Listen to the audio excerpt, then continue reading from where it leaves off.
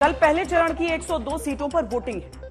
Vote मतदाता EVM के जरिए देंगे, वो ईवीएम जिससे वोट फिक्सिंग का आरोप राहुल गांधी, प्रियंका वाड्रा, ममता बनर्जी, अखिलेश यादव लगाते हैं। वो ईवीएम जिस पर लगते आरोपों पर प्रधानमंत्री विपक्ष को नाच न जाने आंगन टेढ़ा की कहावत याद कराते हैं।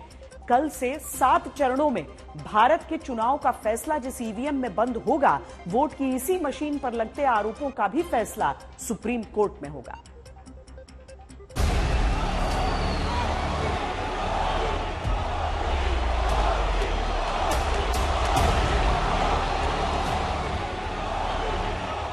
प्रधानमंत्री ने एक नारा दिया, 4 जून।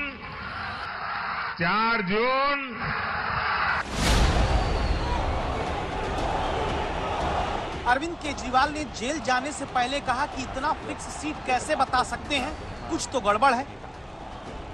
जितनी कॉन्फिडेंस के साथ ये कह रहे हैं 370 सीट आएंगी, 370 सीट आएंगी, एक तरह से देश के लोगों को चैलेंज कर रहे हैं ये लोग कि तुम्हारे वोट की जरूरत नहीं है हम लोगों को, हमारी तो आ रही है 370 सीट।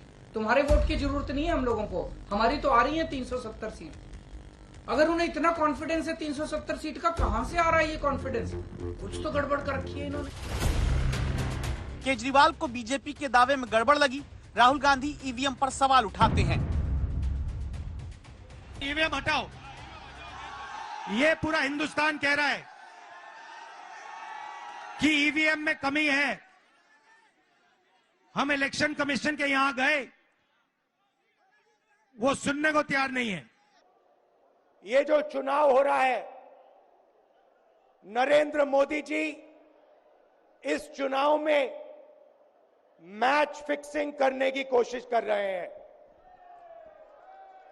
ये जो उनका 400 सीट का नारा है, ये बिना ईवीएम के, बिना मैच फिक्सिंग के, बिना सोशल मीडिया और प्रेस पर दबाव डालकर, खरीदकर, ये 180 पार नहीं होने जा रहा है। सब मिलाकर नरेंद्र मोदी के 400 पार के नारे पर राहुल और प्रियंका कहते हैं कि ईवीएम फिक्स ना हो तो 180 के पार बीजेपी नहीं जाएगी।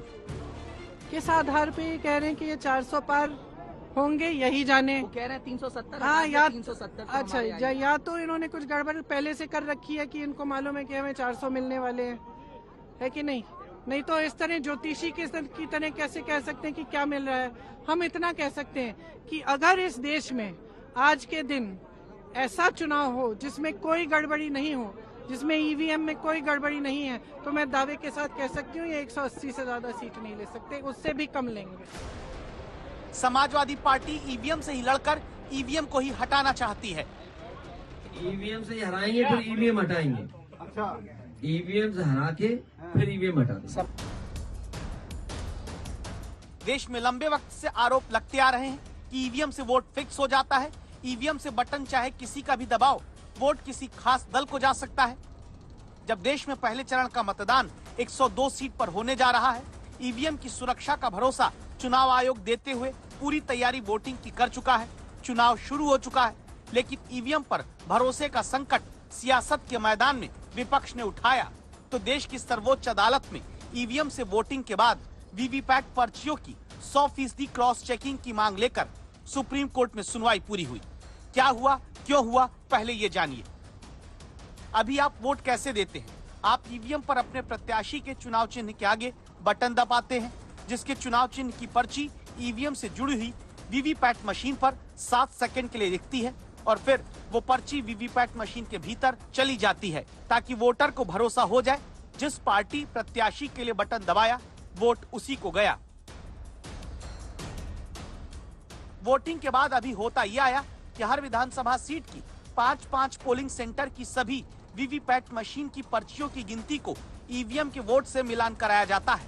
लेकिन सुप्रीम कोर्ट में अभी कई लोगों की इस याचिका पर सुनवाई पूरी हो गई है कि ईवीएम के वोट और वीवीपैट की 100% पर्चियों की गिनती करके मिलान हो, जिस पर सुनवाई करके सुप्रीम कोर्ट ने फैसला सुरक्षित रख लिया है।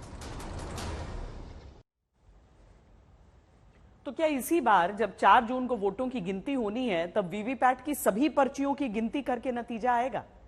इसके लिए आपको सुप्रीम कोर्ट के फैसले का इंतजार करना होगा। लेकिन सवाल यह भी है कि क्या अगर देश में सभी वीवीपैट की पर्ची गिनी जाने लगी तो नतीजा एक नहीं बल्कि 10 से 12 दिन के बाद आया करेगा, या फिर इतना वक्त तो नहीं लगेगा लेकिन भरोसे का जो संकट ईवीएम पर उठाया जाता है वो दूर हो जाएगा। पारदर्शिता की अग्नि परीक्षा साल 2009 से देती आ रही देश की वोटिंग मशीन पर क्या विश्वास का संकट अब सुप्रीम कोर्ट दूर कर देगा? राजा की आत्मा ईवीएम में है। सही है, सही है। राजा की आत्मा ईवीएम में है। नाच न जाने आंगन पे, और इसलिए कभी ईवीएम का बहाना निकालेंगे, कभी मूलतः पराजय के लिए वो कुछ रीजनिंग अभी से सेट करने में लगे ताकि पराजय उनके खाते में न चढ़ जाए। दोष या कोई कमी वोटिंग मशीन में, या फिर सच में हार के बाद ईवीएम ठीकरा फोड़ने का जरिया भर है। सुप्रीम कोर्ट में जब इस मामले की सुनवाई होती है तब अचानक सभी सन्न रह गए जब 100% वीवीपैट की पर्चियों की गिनती की मांग करने वाली याचिका पर प्रशांत भूषण ने न्यूज रिपोर्ट दिखाकर कहा कि केरल में मॉक ड्रिल के दौरान एक अतिरिक्त वोट बीजेपी के पक्ष में गया था। मॉक ड्रिल में एक वोट बीजेपी के पास एक्स्ट्रा जाने के दावे पर सुप्रीम कोर्ट ने चुनाव आयोग से जवाब देने को कहा। इस पर चुनाव आयोग ने बताया कि केरल के कासरगोड में मॉक पोलिंग के दौरान ईवीएम से बीजेपी के पक्ष में एक्स्ट्रा वोट रिकॉर्ड के दावे झूठे हैं। अदालत ने ये भी चुनाव आयोग से पूछा कि क्या मतदान के बाद मतदाताओं को वीवीपैट से निकली पर्ची नहीं दी जा सकती।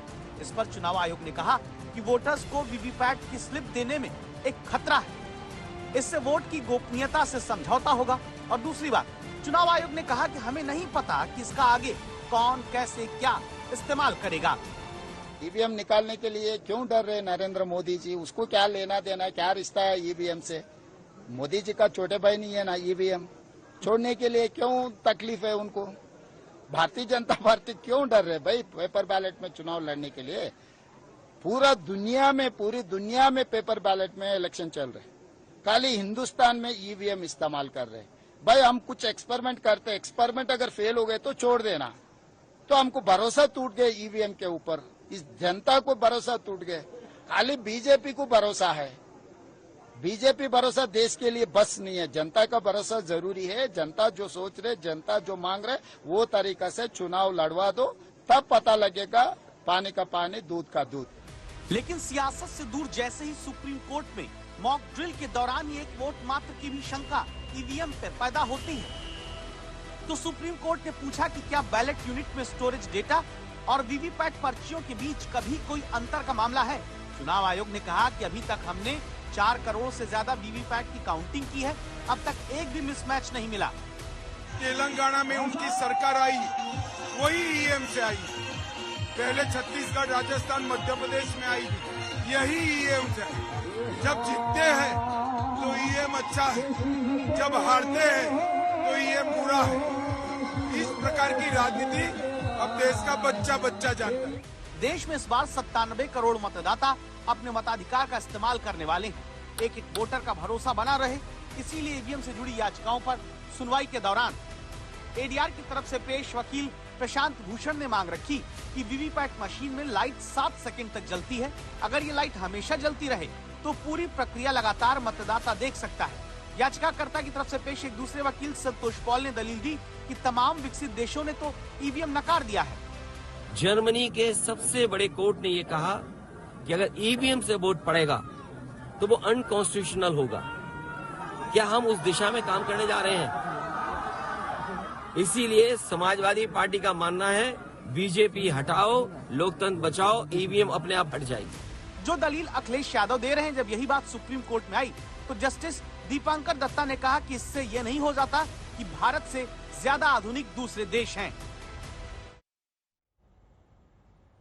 आज सबकी दलील सुनने के बाद सुप्रीम कोर्ट में जस्टिस संजीव खन्ना ने कहा, हर चीज पर संदेह नहीं किया जा सकता, आप हर चीज की आलोचना नहीं कर सकते।